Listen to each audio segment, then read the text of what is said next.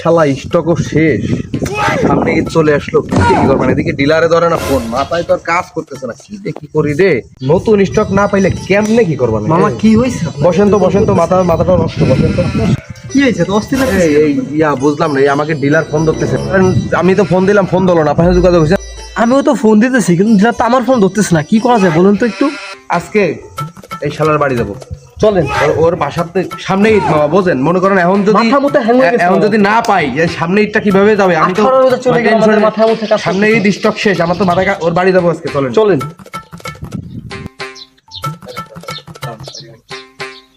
উস্তাদ, এই ভাই, কি ভাই, কারে লাগবে?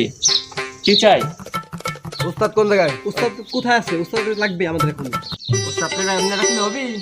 আমি ডাকতেছি, দাঁড়াই থাকি। ওস্তাদ, আসসালামু আলাইকুম। একটু বাইরে আসেন, লোক আইছে, কতদিন লাগবে আপনার?